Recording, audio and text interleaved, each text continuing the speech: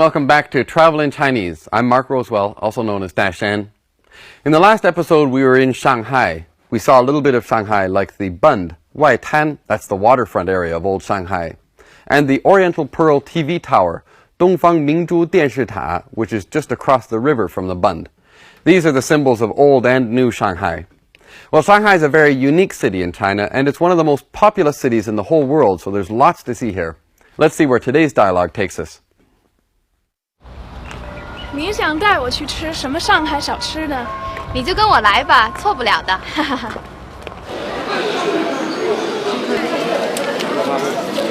你好，这菜单您看一下。谢谢。来2笼生煎馒头，2杯橙汁，谢谢。好的。馒头还可以煎着吃，没吃过。没吃过？那你一会儿多吃几个吧。你们好，这是你们的橙汁。谢谢。是您刚点的生煎馒头。哇，好香啊！吃这个生煎馒头啊，可有讲究。有讲究？有什么讲究？我来教你。要先慢慢咬开一个口子，把里面的汤吸出来。要是你一口咬下去，非烫着你不可。是吗？我来试试。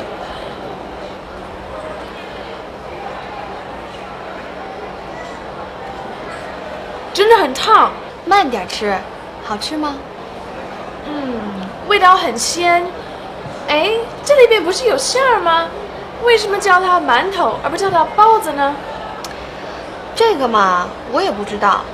你看，吃馒头也能看出南方和北方不一样了吧？真好吃。看你这副心满意足的样子，刚才你还不想来呢。是我错了还不行吗？哎，这里还挺漂亮的嘛。是啊。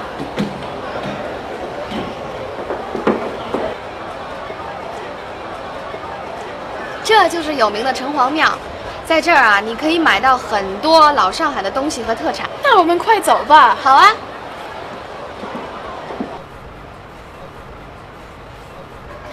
累死了，还没看到浦东，我就走不动了。等等，也许我有办法能让你用最简单的方法看到浦东的全貌。什么办法呀？先不告诉你，一会儿就知道了。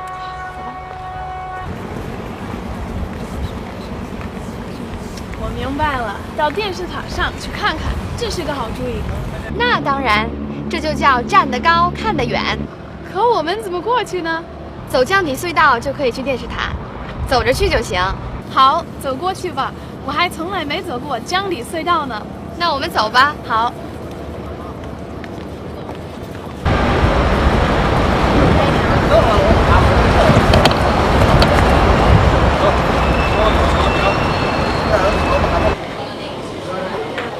雪梅，往下看，这边就是浦东了。上海很大，很漂亮，不过和北京完全不一样。很多人都这样说过，可能是上海受外来文化的影响比较大吧。上海是一个时尚的城市。其实上海也有它很传统的一面，像它的里弄啊、戏曲啊等等。什么叫里弄？怎么说呢？是住的地方，就像北京的胡同。那我们明天去看看里弄吧，也让我感受一下老上海。好啊，没问题。Okay, let's go back over the dialogue part by part. Well, in the previous dialogue, we saw that Xue Mei was anxious to go and see Pudong. That's the part of Shanghai that's across the Huangpu River, Pudong. But her colleague wanted to have a bite to eat. So where are they headed? Xue Mei just has to trust her colleague. 错不了的, nothing will go wrong. In other words, trust me. 来2笼生煎馒头. In the previous lesson, we saw this pattern. 来一个, I'll take one. It's an informal way to order something. 来2笼生煎馒头. I'll have 2 steamers full of steamed bread. 馒头 are steamed bread. The bamboo steamers in which these are cooked are called 笼屉, or just 笼 for short. Now, 馒头 are steamed, but here we discover 可以煎着吃. They can be fried, 煎, and eaten as well. This is a special way the dish is prepared in Shanghai. 你好，这菜单您看一下。谢谢。来2笼生煎馒头，2杯橙汁，谢谢。好的。馒头还可以煎着吃，没吃过。没吃过？那你一会儿多吃几个吧。What about the new Shanghai and the tour of Pudong? Here's an idea on how to see all of Pudong at once. 看到浦东全貌. Mao is appearance.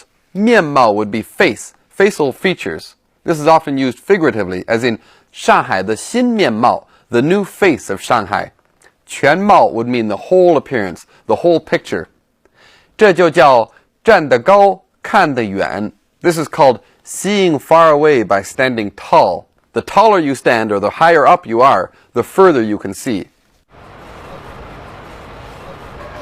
累死了，还没看到浦东，我就走不动了。等等，也许我有办法能让你用最简单的方法看到浦东的全貌。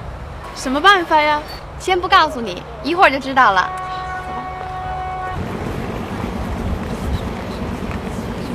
我明白了，到电视塔上去看看，这是个好主意。那当然，这就叫站得高，看得远。雪梅 feels that this place is somehow familiar, probably because 上海受外来文化的影响很大. Foreign culture has had a big influence on Shanghai. 外来文化 is culture from outside, foreign culture. Now, before 1949, the city was largely controlled by foreigners. Nowadays, Shanghai is a cosmopolitan city and a major center for international business and finance. So today we're going to look at this sentence pattern, 受 something, 的影响, to be influenced by something. Shanghai is a very unique city. Some say that 可能是上海受外来文化影响比较大的缘故吧. Perhaps it's because foreign culture has had a big impact on Shanghai. Now this is an interesting pattern that we're going to look at today. 受 something 的影响, to be influenced by something. 受中国文化的影响, to be influenced by Chinese culture. 雪梅，往下看，这边就是浦东了。上海很大，很漂亮，不过和北京完全不一样。很多人都这样说过，可能是上海受外来文化的影响比较大吧。Let's take a bit of a break from our language lesson now to talk a little bit more about Shanghai. You know, when people think of Shanghai, they very often picture the Bund with its international style architecture, or modern Pudong with its skyscrapers. But one area of Shanghai is best known for narrow streets and alleys, traditional Chinese stores and restaurants selling delicious steamed dumplings. This is the original Shanghai, the old city. It's located to the west of the Bund and Huangpu River, and south of Nanjing Road. As this area predates the foreign concessions like the Bund area, it was sometimes called Chinatown, which is a rather strange term for a city in China. But before 1949, when Shanghai was inhabited and dominated by many foreign businesses and companies, this is where most Chinese lived who were not employed as live-in help by wealthy foreigners. Chinese law was observed in this area of Shanghai. Prior to 1911, this old town was a walled city inhabited primarily by local fishermen. Later, the walls of the city were torn down to allow freer movement and easier trade. The center of this area then, as now, was the Yu Gardens and the Huxingting Tea House. Both are still central attractions when visiting this area today. In recent years, redevelopment has seen the construction of newer buildings in this area, but a great effort is made to preserve the original Chinese style of the streets and alleyways. Exploring through these narrow alleyways and back streets, you can still find pockets of the old Shanghai. It's not easy to get lost in here, though, as every lane inside leads back to the tea house or the Yu Gardens. Located next to the Yu Garden is the city god temple Chenghuang Miao. This was built in the 15th century during the Ming Dynasty. Today the temple is a busy market area specializing in traditional arts and crafts. Over 100 years ago, as more and more pilgrims came to worship in the temple, many peddlers began to open shops nearby. Slowly, an old-fashioned market area gradually grew and prospered here. Today, in the relatively small area around the temple, there are more than 100 small shops and restaurants. It is not only an ideal shopping place for Shanghai residents, they can find things unobtainable elsewhere, and they can dine at their favorite restaurants, but also a must-see for tourists and a great place to get a feeling for the old Shanghai. Let's take a moment now to review a few of the language points that came up in today's dialogue. For example, two verbs separated by 这. Verb 1, 这, verb 2. This shows that the two actions are happening at once, at the same time. For example, 他老躺着看电视. He always watches TV while lying down. 馒头还可以煎着吃，没吃过。 Here's another language point. 也许, maybe, perhaps. This could be placed before or after the subject. For example, 都6点了，也许他不会来了. It's already 6 o'clock. Maybe he's not coming. 也许我有办法能让你用最简单的方法看到浦东的全貌。 Now let's take some of the grammatical patterns that we came across in today's dialogue and do a little bit of substitution. For example, 非 something 不可 shows that you must or have to. It's a very strong tone. You absolutely must do something. It often implies that the thing is impossible, but you're going to do it anyway.